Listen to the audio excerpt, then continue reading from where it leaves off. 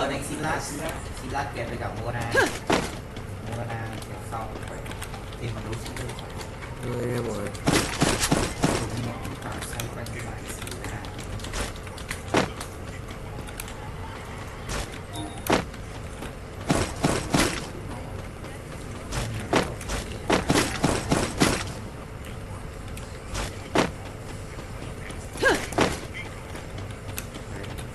Gây thế trước là cái gì gây thế trước cho người ta hình như là có tặng nào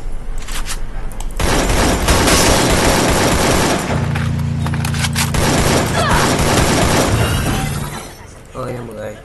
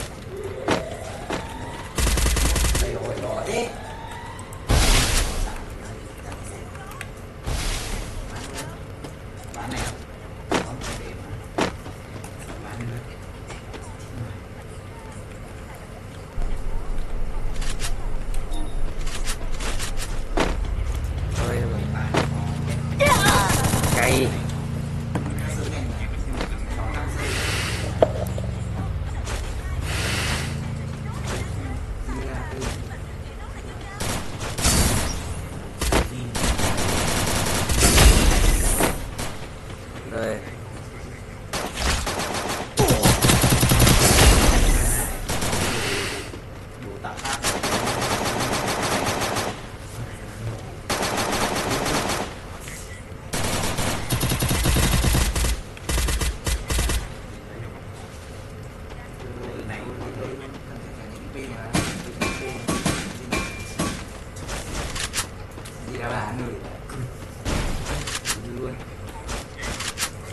Có cái đồng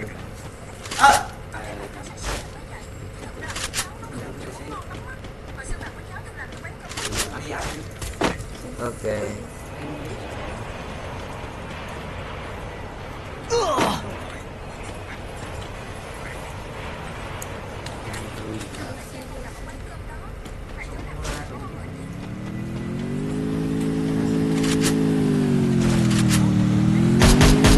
Dominating.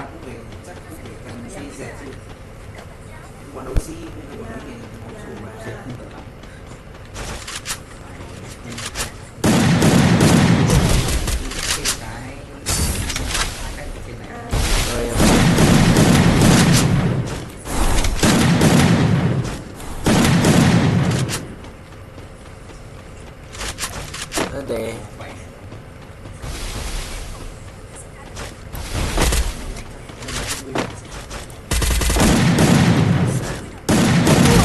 Unstoppable.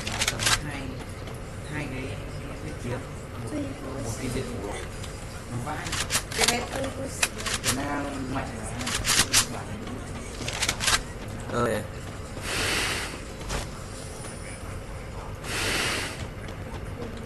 chơi vào bài đi sớm đi super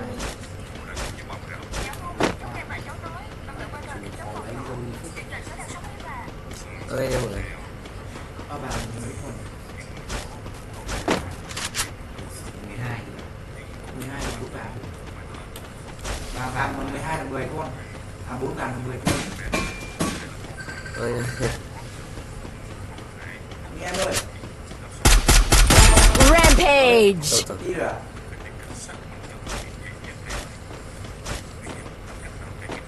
ta đang ở bên chỗ này phải sang bên trái cơ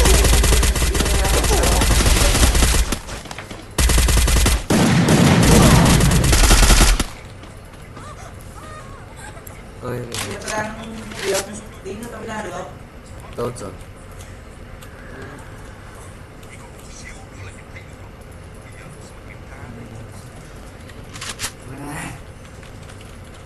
thôi bỏ đi Ơi nhưng mà diệt được thì sớm cái này cái này nó giảm tí nữa tôi đi mà lên giảm lên một cấp thì cho đâu. con này phải ai mà có này phải chơi cả bài bát. Ok bye. Bạn anh Lan mẹ nó đánh xa sư một cả sư cầm được. ơi 10 vô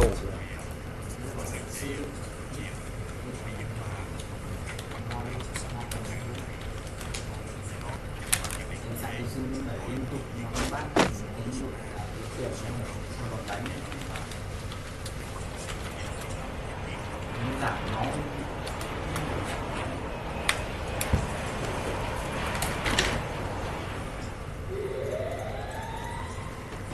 giờ cái tầm pháp sư thì chơi đổi lên Thế thì đến từ là cái hay quá thế hay quá nhiều ok nha mọi người bắn nó đi tiêu 3k đi mẹ ra đi hai cái bảy đều thoại đều hai cái đều ghép được tí cho anh đi cầm điện thoại nữa hoặc là con cầm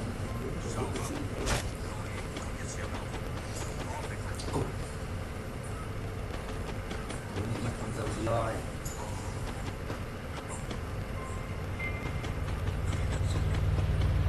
ơi em người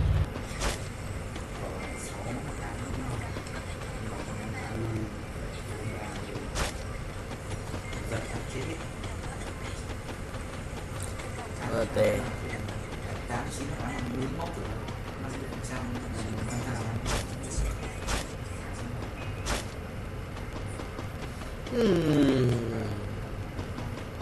ok cái định chỉ được 60%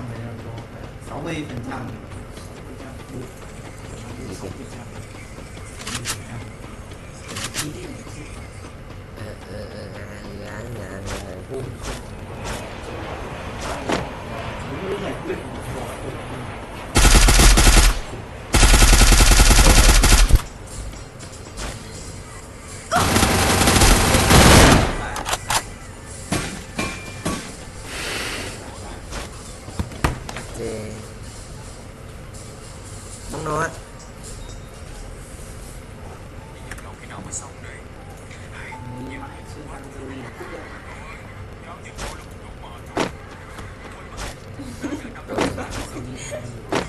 ai chơi trùng bài nghĩ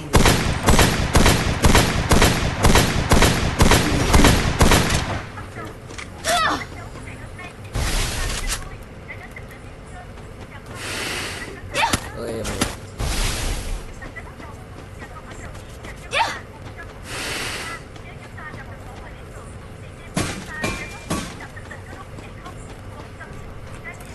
người